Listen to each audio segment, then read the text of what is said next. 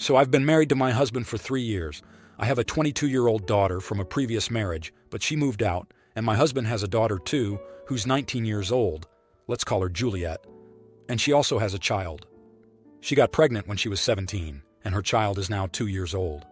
She used to live with her mother in a different state when she was in high school, but now moved to our state for university.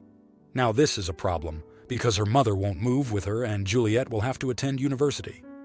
Now this child cannot be left alone while she is attending her stuff, and also studying. My husband said he'll rent her a place on his part, but during mornings and afternoons I babysit the child, and when Juliet finishes her classes she'll pass by and take the kid. I said no, I am not in the mental state to handle a child. I work but mostly from home as I own a business that I organize and might go to the company 2 days a week or something.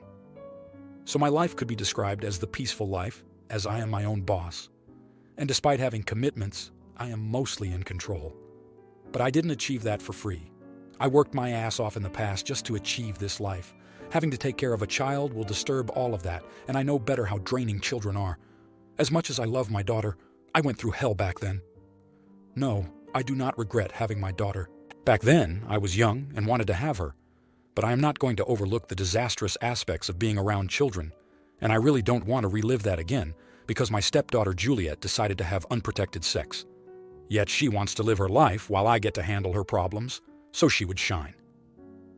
My husband goes to work, so he can't handle the child, and asks me to do it because I don't go outside all the time.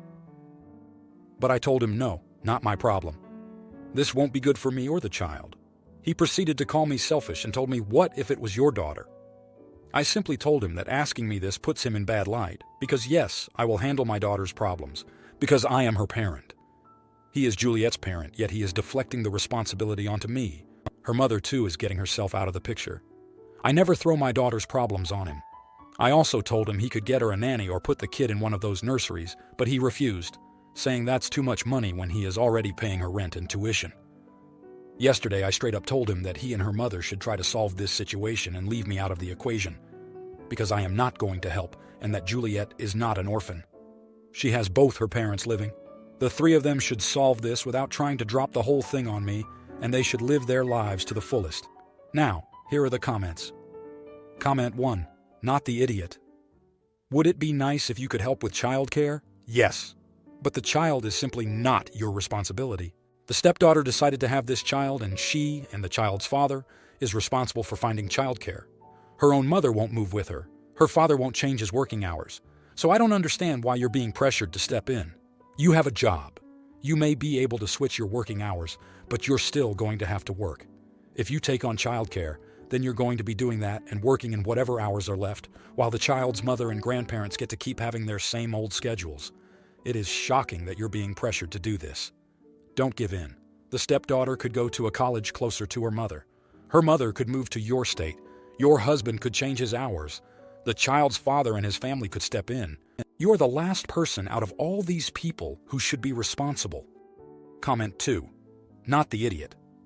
I absolutely hate when people decide to have kids and then make the kids everyone else's problem. She decided to have the kid, and at her age, I'm sure she knew at the very minimum the child would require a lot of sacrifices and time. She chose to have the child, so she needs to deal with it.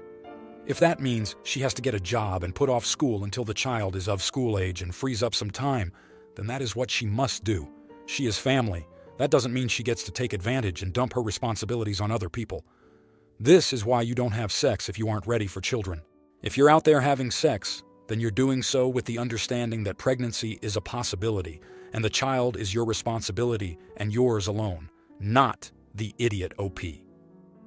If anything, she and the husband are. How dare he volunteer you to watch her kid and not ask you, then guilt you when you set a boundary? Honestly, it's shameful. Comment 3. Not the idiot.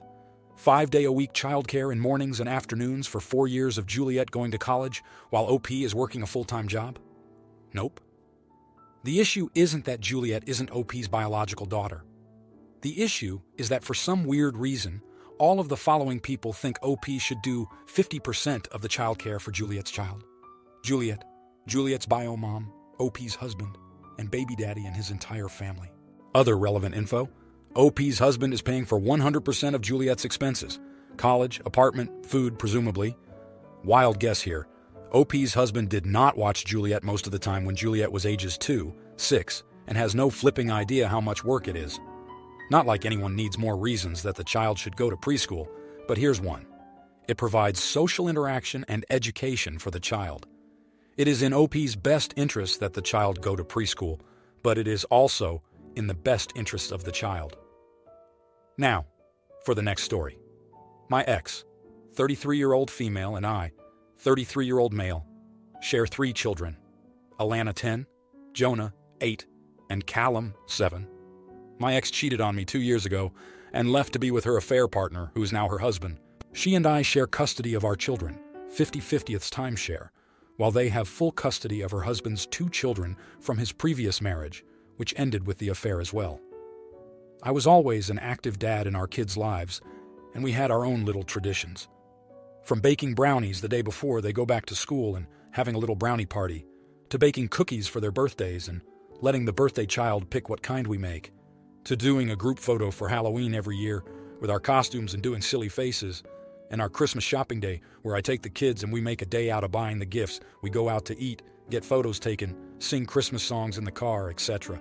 They might not be the most traditional traditions around, but I have done this for years with the kids.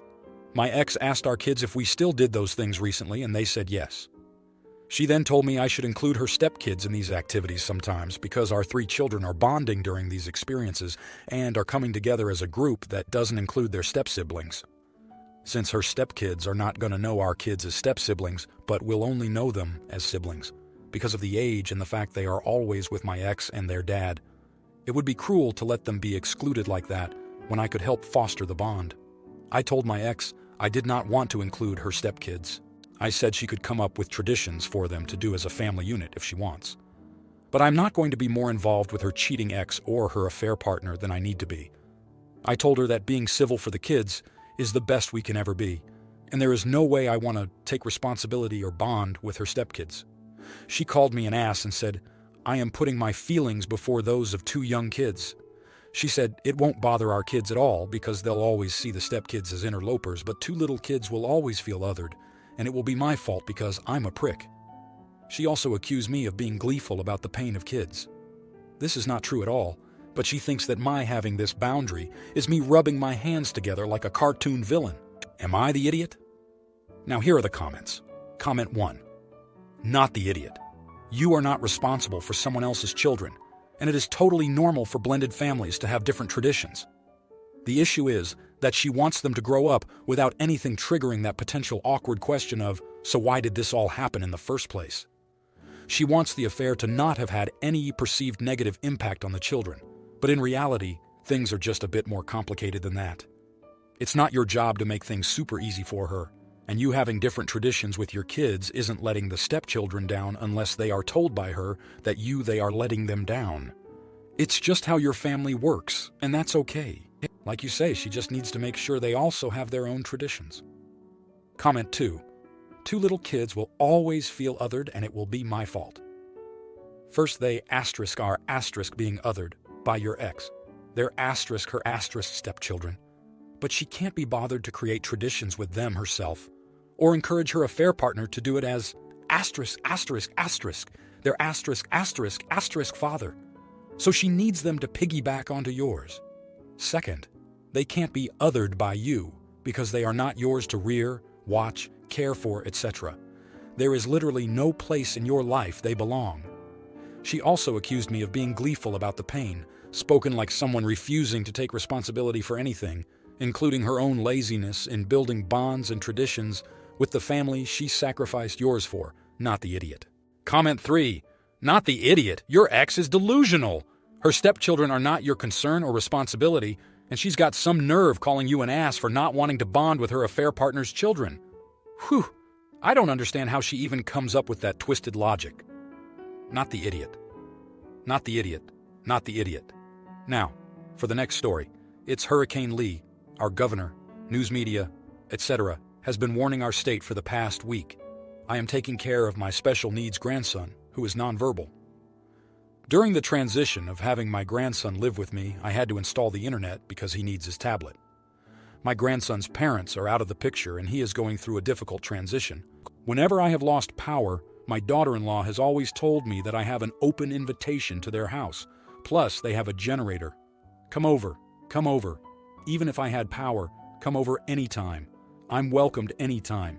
Remember, I have no power, no internet connection, and no Wi-Fi phone. I packed an overnight bag for my autistic grandson, along with food that he likes to eat. I don't know how long we will be without power. I show up. My daughter-in-law is quiet. She tells me that my 40-year-old son had to take their 2 younger sons out so she can have alone time. I apologize that we messed up her time. I asked her if she had everything running on the generator and she said no. After her movie, she does a few things and hides in her bedroom. This is the first time that she met her nephew. No interest on her part to even get to know him. My son called me while I was at their house and said today was my daughter-in-law's alone time and said I shouldn't just show up without calling. I told him I had no power, no Wi-Fi phone. He hung up on me after I had told him. I thought I had an open invitation. He tells me by text that McDonald's has Wi-Fi, and by the time he comes home, he is shutting off his power to his house, so no Wi-Fi for his nephew. He has his 2 other sons sneak upstairs and not to talk to me while we are sitting in the dark. I use the flashlight on my phone to go upstairs to say goodnight to my grandsons. As I get upstairs, my daughter-in-law tells the boys to be quiet. I told my grandsons goodnight and gave them each a hug and kiss. I'm told that I'm just riling my grandsons up. It's 7:30 p.m.